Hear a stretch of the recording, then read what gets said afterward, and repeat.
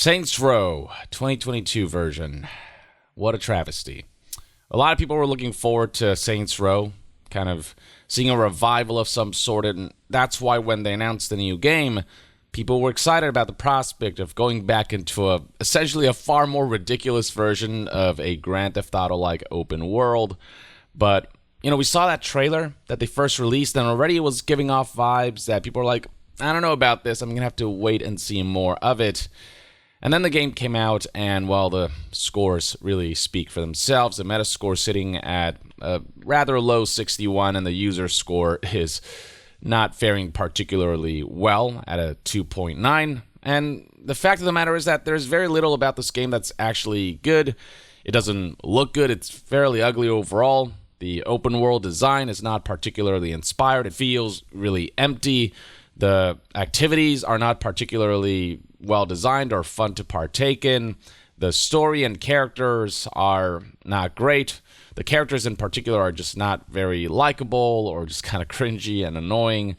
There's just not much to really write home about with this title. It has occasional fun moments here and there, but generally it was just a very lacking game that was also rife with technical issues and bugs that marred the entire experience. Not only did this game feel undercooked at launch, like it needed more time in the oven, but also, even if it had been fully cooked, I don't think it would have gotten particularly good reception. Now, while the Saints Row franchise is near and dear to gamers' heart, it's not necessarily being the highest selling IP, which is why they really had to knock this one out of the park. But the fact that they didn't had people bracing for what would be low sales, and early signs of disappointment could be felt when Stephen Totilo, who is a journalist for Axios, published the following Twitter thread in which he talked about what CEO of Embracer Lars Wingefors had to say about the state of the game, the critical reception surrounding it, and what he expects the sales of the game to be. According to Stephen, he was bullish on the game's pre-release, but now he doesn't sound thrilled. Though at the time he was optimistic that the game will make money.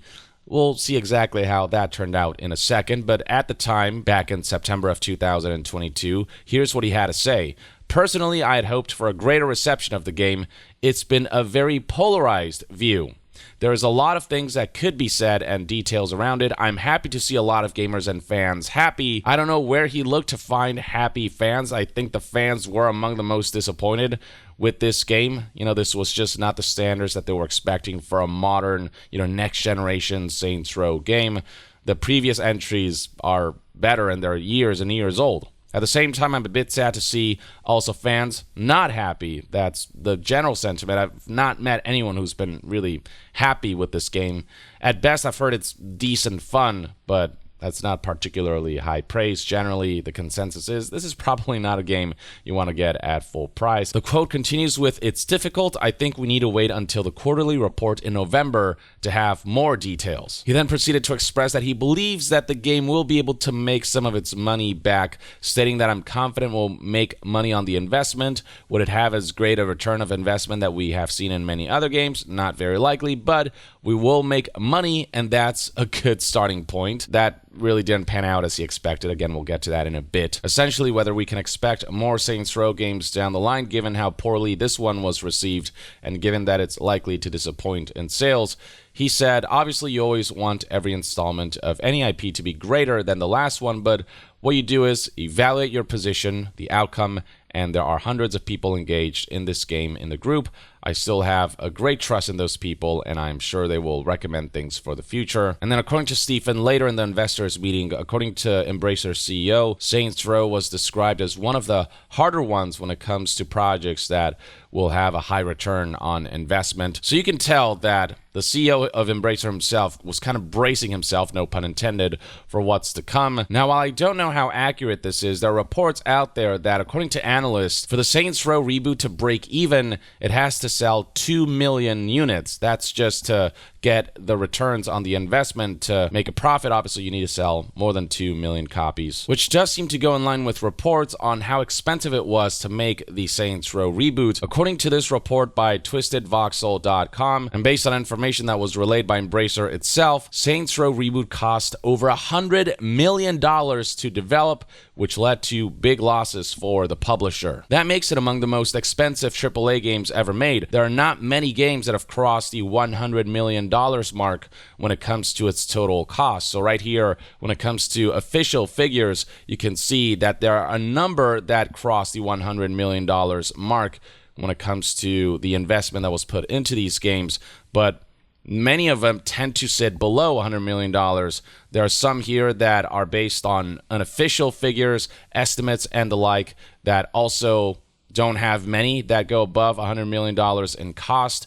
And there are some press estimations here. There are just some games that don't have official figures behind them, but even among these estimations, not many cross the $100 million mark. So, suffice to say that Saints Row Reboot was a very expensive game to make. Now, there's another report here by news outlet Tweaktown covering the same story, where it is speculated that Saints Row apparently was a sales bomb, and it's possible that the game has yet to turn a profit. While Embracer didn't say one way or the other, it is entirely possible that the game may not have even broken even, which means that the game may not have even sold 2 million units. And if we multiply 2 million units by $60, you get $120 million, which goes in line with the over $100 million figure that is presented here, which is apparently how expensive it was to make the Saints Row reboot. So analysts' estimation that Saints Row Reboot has to sell roughly 2 million units to break even, that doesn't sound far off at all. It is further detailed by Tweaktown here that according to Embracer's latest Q3 earnings report, development costs of certain games are exceeding the earnings from these specific titles. The end result is a drop in profitability for Embracer's PC and console gaming segment,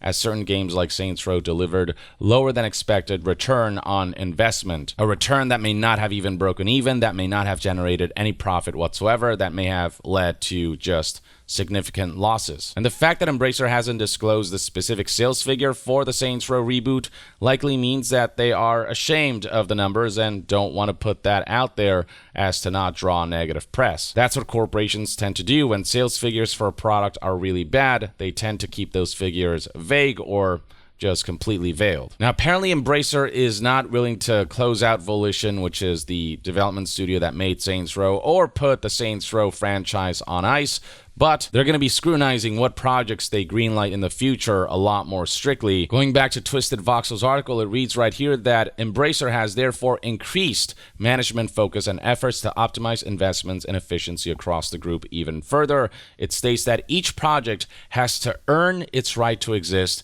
which means that the publisher will increase its efforts to put quality first even further.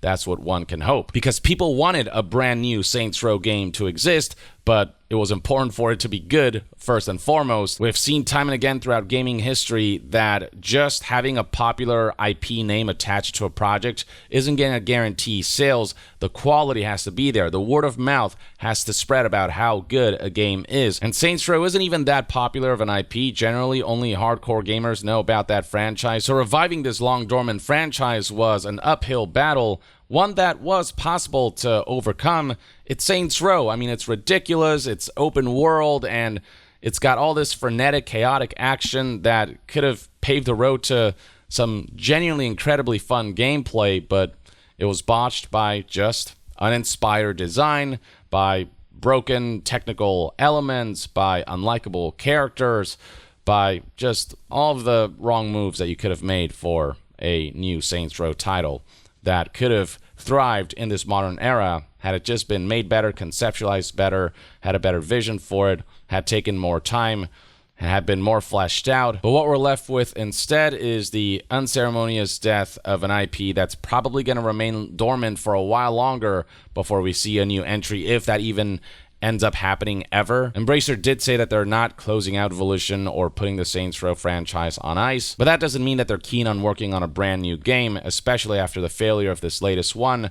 That's gonna make people more cautious about future Saints Row entries. It's just gonna be that much more of an uphill battle than it was for the reboot, which already had a lot to prove. What the Saints Row reboot did was just double down on the possibility that maybe this is an IP that just isn't meant to be for the modern world, at least under the current publisher that owns the IP or under the current development studio that's helming this IP.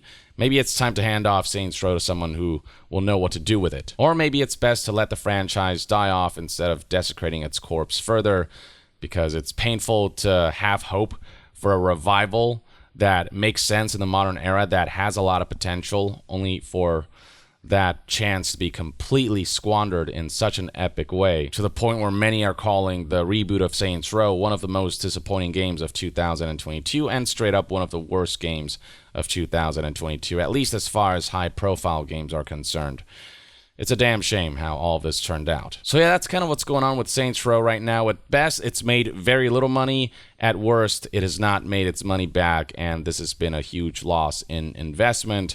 And when that happens, corporations tend to want to stay away from that IP. But I'm curious what you think. Would you like to see another attempt at a new Saints Row game, or are you kind of done after how disappointing the new Saints Row reboot was? Share your thoughts in the comments below, and to be further updated on all things gaming news, reviews, and discussions, stay tuned right here on Young Yeah.